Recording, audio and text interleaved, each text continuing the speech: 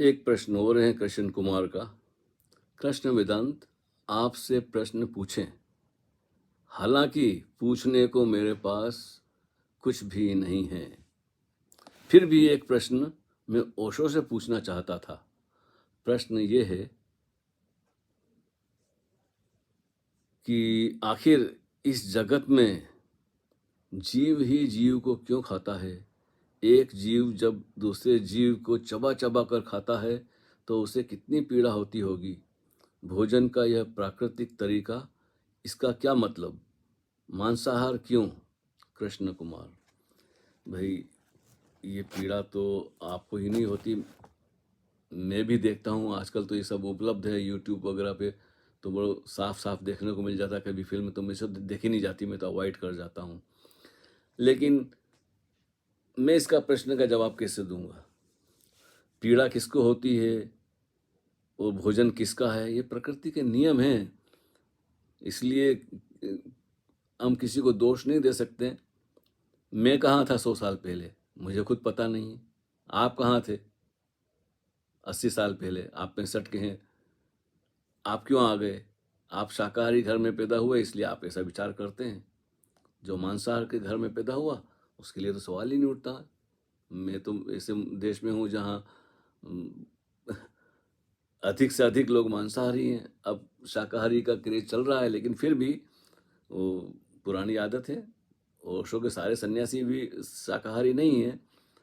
ये तो हमारा चुनाव है, हम शाकाहार करें या मांसाहार करें। वो प्रकृति के नियम में हम कैसे दखल दें? समंदर में इतने जीव हैं, ज़्यादातर तो वो उनका भोजन एक दूसरे का ही होता है। पशुओं में भी शेर हैं या कितने और भी जो मांसाहारी जीव हैं, कीड़े मकोड़े हैं, पौधे हैं। इस जीव ही जीव इनका भोजन है। और ये किसी व्यक्ति ने या किसी परमात्मा ने, ईश्वर ने ये सब नहीं किया है। ये जीवन का स्वभाव है। वहीं से विकास होते होते मनुष्य भी ऐसे हुए हैं और अभी भी हैं जो दूसरे मनुष्य को खाया करते थे। अफ्रीका में कैनिबाल जिसे कहते हैं, वो अपने ही ग्रुप के लोगों को, कमजोर लोगों को, बूढ़े लोगों को, बच्चों को खा जाते थे। तो जब भूख होती है तो वहाँ सोच विचार नहीं होता है। ऐसा समय आता है, मैंने देखा अपनी आंखों से बचपन में भी। कुत्ते होते थे, कुतिया होती थी, बच्चे 6-8 बच्चे हो जाते थे उसके। और हमारे वो एक हवेली थी जहाँ हम रहते थे, तो उसके पीछे कहीं जगह थी, वहाँ धूल मिट्टी सब पड़ा रहता था, तो वहाँ कोने में उसने बच्चे दिए। हमने देखा कि सब बच्चों की आंखें बंद है। सुना था कि वो 10 दिन के बाद आँख खुलती है। तो पहले हमने गिने थे तो 8 बच्चे थे। थोड़े दिन बाद देखा तो एक बच्चा आधा खा चुकी थी, वो अपने माँ ही अपने बच्चों को खा चुकी थी।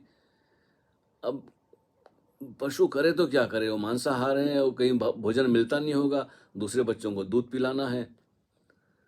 तो ये बस वहाँ तो भूख है और भोजन है। पशुओं के लिए हिंसा नहीं है। हिंसा तो हमारा ये दर्शन है। हम जानते हैं कि ये हिंसा है, हमारे लिए हिंसा है, क्योंकि हमारे पास चुनाव है, उनके पास चुनाव की कोई गुंजाइश नहीं है। अब नियंता कौन है? प्रकृति जिसे हम कहते हैं, वो चेतना का ये एक अलग अलग अलग रूप है। उसके आकार में भी वही, सभी आकारों में वही, पत्थर में भी वही।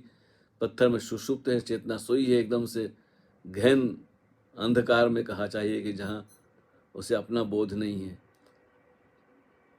वनस्पति जगत में बोध बिल्कुल कम से कम, यानी कि दूसरा उसका अनुमान लगा नहीं सकता और खुद को भी पता नहीं चलता। जैसे कभी ऑपरेशन से आप गुजरे हो, मैं गुजरा हूँ, कि भाई छोटा सा ऑपरेशन हुआ तो उन्होंने लोकल एनेस्थेसिया दिया और ऑपरेशन किया, तो काट पीट की, तो मुझे पता चल रहा है कि कुछ हो रहा है, लेकिन दर्द नहीं हो रहा है मुझे, क्योंकि मुझे मेरा वो कनेक्शन था मन का और चेतना का, कि वो उस हिस्से की चेतना उन्होंने सुन्न कर दी थी।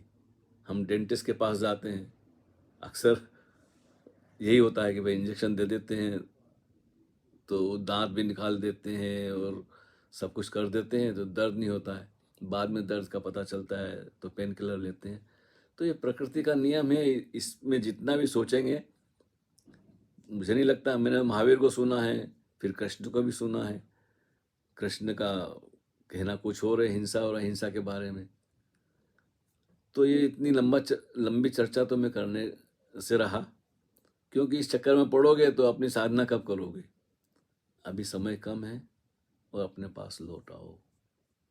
जितना भी समय बचा है उसका सदुपयोग कर लो। सारी दुनिया में मनुष्य मनुष्य को मार रहा है, युद्ध हो रहे हैं, न मालूम कितने आतंकवादी कितनों को मार चुके हैं। लड़ाई तो सदियों से चलती रही है और चलती रहेगी। किसी न किसी रूप में हिंसा है। मनुष्य का अपना चुनाव है, वो चाहे तो इससे पार हो सकता है। फिर भी भोजन तो हम करेंगे सही, तो शाकाहार में भी थोड़ी बहुत तो हिंसा है, लेकिन वो नहीं है कि जैसे पशुओं में खून होता है और उनके अंदर इमोशन भी होता है, डरते भी हैं, भय भी, क्रोध भी आता है पशु को, प्रेम भी हम देखते हैं प्रत्येक पशु अपने बच्चों से कैसे प्रेम करते हैं। तो सबसे विकसित ऊंचाई की स्थिति में जब मनुष्य पहुंचता है तब उसमें करुणा का जन्म होता है। बाकी ऐसे लोग भी हैं जो अपने हाथ से काटते हैं जानवर, बड़े खुश होते हैं, उनके अंदर वो संवेदना, एकदम संवेदन शून्य हो जाते हैं वे लोग। यहाँ में मुझे कई लोग मिल जाते हैं कभी, तो डोनेशन मांग रहे हैं, दान कर रहे हैं, तो सड़क पे रोक के पकड़ लेते हैं, यू लव एनिमल्स? मैं बोला yes, so we are collecting, give some donation for, we are taking care of, कुछ वो उन्होंने बनाए हैं अपने संस्थाएं बनी हुई हैं जो पशुओं को हिंसा से बचाने का में सहायता करती हैं। तो मैंने उससे पूछा कि do you eat meat? Meat? तो बोलता हाँ, मैं मांस खाता हूँ। तो बोला कौन सा मांस खाता हूँ? तो उसने बोला कि बीफ खाता हूँ, गौ मांस खाता है, मुर्गी खाता है, बाकी सब भी तरह के मछली वगैरह सब। तो मैंने उसको फिर जरा झाड़ दिया। मैं बोला then why you talking nonsense, मैं तो ऐसा व्यक्ति हूँ, उसने सोचा नहीं होगा, you eat animal and you're talking about that we love animal and we have to protect animal। तो ये बड़ा विरोधाभासी जगत है। इस चक्कर में पड़ोगे तो आपके हाथ तो कुछ नहीं लगेगा। हो सकता है कुछ रिसर्च करके, आप कुछ अध्ययन करके, जैसे आइंस्टीन ने खोज निकाली है पेन वेव्स, दर्द की, पीड़ा की तरंगों से इस पृथ्वी पर काफ़ी प्रभाव पड़ता है। प्रभाव तो हर चीज़ का पड़ता है।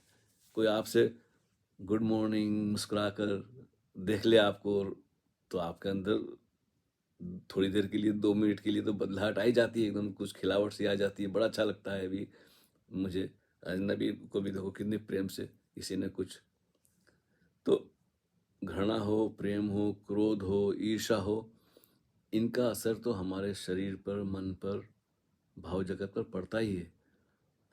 इसलिए सत्संग का और मित्रता का बड़ा मूल्य है कि उनके साथ उठो बैठो, जो शुभ कार्य में, ध्यान में, साधना में लगे हुए हैं। अशुभ से दूर रहो। है तो बहुत मुश्किल, जहाँ जिस समाज में हम रहते हैं, ना मालूम क्या क्या रोज़ देखने को सुनने को मिलता है। मुझे भी बहुत दुख होता है, पीड़ा होती है, कितना झूठ चल रहा है, कितना वैमनस्य है, रोज़ रोज़ की खबरें आती रहती हैं। लेकिन क्या किया जाए, हम सब, सारी दुनिया का ठेका हमने तो नहीं लिया। अपने से जो बन सकता है, 2 बातें कह सकते हैं, 100 लोग सुनेंगे तो 2-4 लोगों को शायद बात पसंद आ जाए। तो इन चक्करों में मत उलझिए कि जीवन को क्यों खाता है, चबाता है उसको। आइंस्टीन ने भी बातें की है, पेन वेव उनकी आप पढ़ लीजिए, सुन लीजिए, यूट्यूब पे कहीं मिल जाए तो। महावीर ने बहुत हिंसा और अहिंसा की बातें की। गांधी ने भी बड़ा ढकोसला हिंसा के नाम पर। ओशो की बातें आपने सुनी है इतनी, आपने तो शुरू से पढ़ा है ओशो को, फिर आपके मन में अभी भी द्वंद्व हैं, तो फिर यात्रा तो अपने आप की अकेले की यात्रा ही करनी ही होगी। कब तक इससे उससे पूछेंगे? अपने से ही पूछिए, अपना ही पता लगाइए। बाहर तो क्या है, दूसरों के, don't think of other and waste your time. अब मेरा तो ऐसा है कि आपने प्रश्न पूछ लिया तो मेरे मन में सोचा चलो, फुर्सत में बैठा था तो 2 बातें हो गई। बहुत बहुत धन्यवाद। आप अपनी खोज करें और अपना पता लगाएं। अपना पता लगा लिया तो उसको कहते हैं कि सबका पता चल जाता है, खोने वाला ही खो जाता है, तो पता किसको चले और कौन को चलाए। तो पूर्व में किए गए ध्यानों से जो झलक मिली है, कैसे उसी से ताना बाना मिल जाए, या फिर करना तो आपको ही पड़ेगा, आपके लिए कोई दूसरा कुछ नहीं कर सकता है। ओशो ने भी ये कहा था, सम्मा सती अपदीपो भव, बुद्ध के भी यही वचन है। सारे ही सद्गुरु ये कहते हैं कि न पूजा से, न प्रार्थना से, न स्तुति से, इन इन सबसे, न ग्रंथों से, न शास्त्रों से, न काबा, काशी मंदिर, मस्जिद, गुरुद्वारा, पंडित, पुरोहित, इन सब से तो आप मुक्त हो चुके हैं, मेरा ख्याल है। अब मैं उन ओशो का सन्यासी हूँ पुराना, तो आपने सोचा चलो स्वामी जी से दो बात हो जाए। तो मैं भी यही कहूँगा कि भाई मेरी अकेले की यात्रा है, आपकी अपनी यात्रा है, अपने पास रहें, अपने से ही उलझें, क्या बोलते हैं कि अपने माही टटोल। तो बहुत बहुत धन्यवाद। हरि ओम तत्सत।